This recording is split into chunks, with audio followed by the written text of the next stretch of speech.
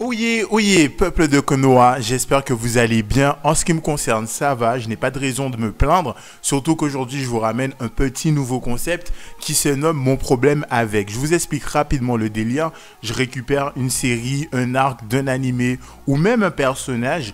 Je vous explique quel est mon problème avec lui et en conclusion de la vidéo, on va se poser la question, est-ce que je suis en bonne voie pour changer d'avis ou pas du tout? Et quand je me suis posé pour me demander quel sera l'ambassadeur de ce premier épisode, ben mon choix s'est tout naturellement porté sur Subaru de la série Re:Zero parce qu'il faut dire ce qui est, ce garçon il est grave énervant.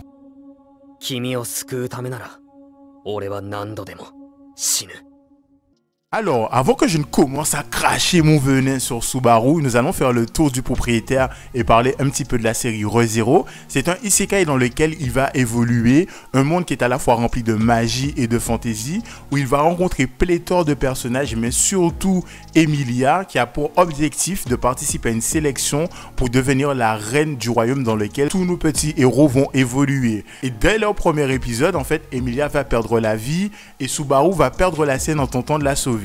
Et c'est là qu'il va se rendre compte qu'en fait, à chacune de ses morts, il est capable de remonter le temps pour essayer de changer le cours des choses, notamment pour sauver Emilia et son entourage. Et très souvent, la dynamique de l'anime voudra qu'il ne réussisse pas dès la première fois, mais plutôt au bout de la 99e fois.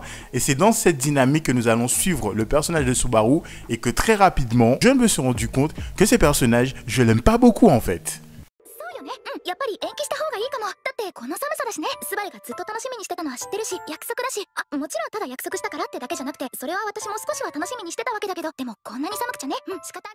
Alors ça y est, nous y sommes, c'est la partie empoisonnée de la vidéo, c'est la partie où je vais cracher mon venin. Et afin de matérialiser mon propos, on va se concentrer sur l'épisode numéro 7 de la série dans sa version de 2016. C'est un épisode dans lequel Emilia est appelée à revenir dans la capitale en sa qualité de candidate à la sélection pour devenir reine.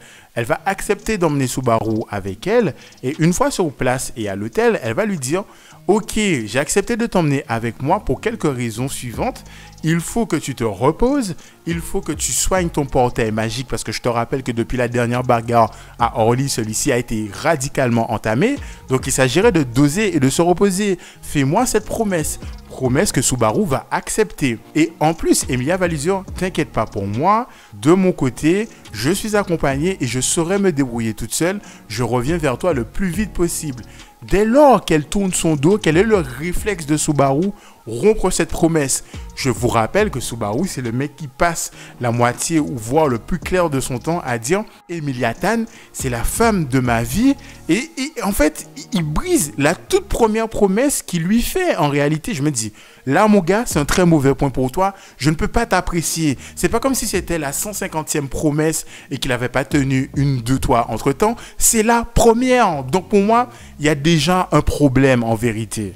Mais admettons, on pourrait se dire, c'est pour le scénario, ça va amener de l'attention, d'autant plus qu'il a trouvé un moyen pour infiltrer le château. Évidemment, il se fait choper par Emilia qui ne comprend pas pourquoi elle est là.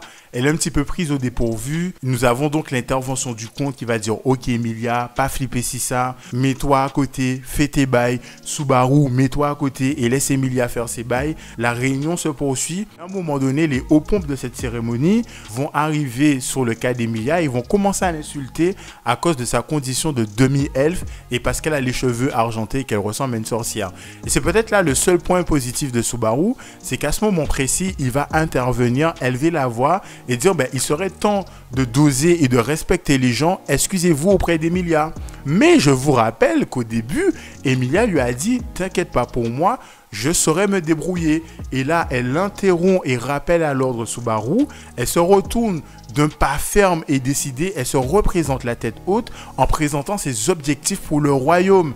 Et donc là, tu sens en fait que certes, l'intervention de Subaru était touchante, mais dans le fond, pas nécessaire. Il a plus fait honte à la fille qu'autre chose. Mais comme Subaru ne connaît point la signification des termes d'oser, se mettre à l'écart, se faire discret pendant un moment, le gars va insulter les chevaliers qui sont là alors que eux ils ont été invités et pas lui. L'arrogance du gars, il n'est pas invité dans une fête mais c'est lui qui fout le bordel. C'est incroyable.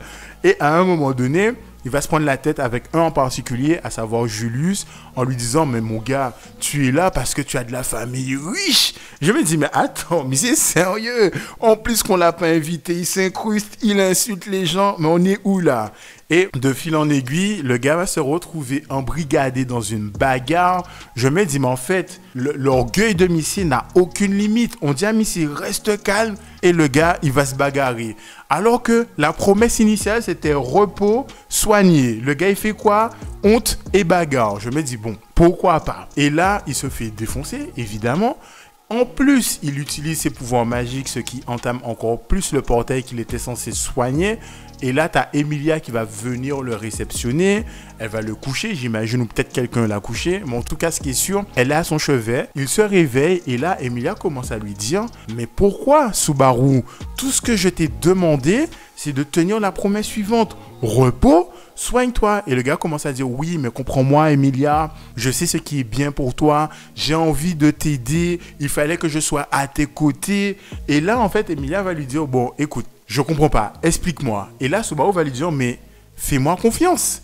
Et Emilia va lui dire quelque chose de totalement juste. Elle lui dit, j'aimerais que je te fasse confiance sans pour autant que tu me donnes d'explications, mais la seule chose que je te demande, la seule promesse que je t'ai demandé de me faire, tu n'as pas su la tenir. Donc explique-moi quelles sont les armes que j'ai de mon côté pour que je puisse te faire confiance. Et là, je suis derrière mon écran. Oui, madame, vous avez raison, cet homme est une déception. Je ne m'attendais à rien et je suis quand même déçu. Et là, je me dis, ah ouais, il était temps, on lui dit les termes. Parce que là, en fait, le mec fait preuve d'un égoïsme et d'un égocentrisme qui m'a vraiment dégoûté sur le coup. Je me suis dit, ce personnage m'est totalement antipathique. Mais comme Subaru ne connaît pas les termes discrétion, se la fermer, rester dans son coin, accepter ses torts, présenter ses excuses, qu'est-ce que le gars trouve le moyen de dire? Mais Emilia, qu'est-ce que tu racontes? Tu devrais me respecter. Rappelle-toi, épisode 1, minute 14. C'est moi qui t'ai sauvé la vie au péril de la mienne. Donc tu devrais faire ce que je te dis. Respecte mon avis. Je me suis dit, ah ouais, Missy, c'est une sombre merde en vérité. Il est pas du tout gentil, ce garçon. Et j'arrivais pas à mettre le doigt sur pourquoi je ressens tant de véhémence vis-à-vis de ce personnage. Et c'est quand j'ai revu l'anime quelques temps plus tard que je me suis rendu compte que, en fait, Subaru, c'était moi. Le problème, c'était moi. Et je vous explique là où je veux en venir. C'est que à l'époque où j'ai vu cet anime, j'avais un petit peu cette petite vision naïve du monde en mode « Ok, je te fais du bien, je fais quelque chose pour toi. Je n'ai pas forcément besoin de te l'expliquer, mais au moment où tu devras me le rendre, tu devras avoir un comportement en adéquation avec ce que j'ai fait pour toi. » Sauf que les gens en face, comme Emilia, ne peuvent pas lire dans les pensées. Elles ne peuvent pas ressentir ta tristesse. Elles ne peuvent pas percevoir ta vision du monde si tu ne communiques pas avec elles. Et c'est là que je me suis rendu compte que la personne que je voyais dans mon miroir, c'était Subaru. Et voilà, je pense qu'en vérité, j'avais vraiment du mal avec l'image de moi-même que me renvoyait Subaru sans réalité le comprendre.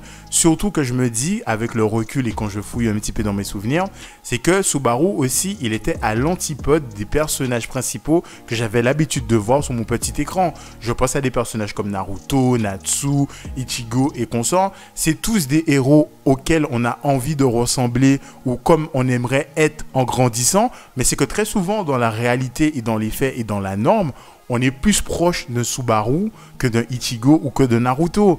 Et en fait, je pense que c'est tout ça accumulé qui m'a fait me dire « Ah ouais, j'aime pas du tout ce personnage ».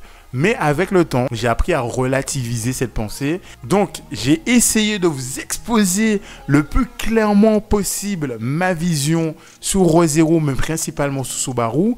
Donc, encore une fois, je vous invite à venir dans l'espace commentaire afin qu'on échange et qu'on débatte de tout cela. Et évidemment, avant que tout cela se passe, je vous souhaite une très très belle et longue vie. Au revoir, merci. Au revoir, merci. Au revoir, merci.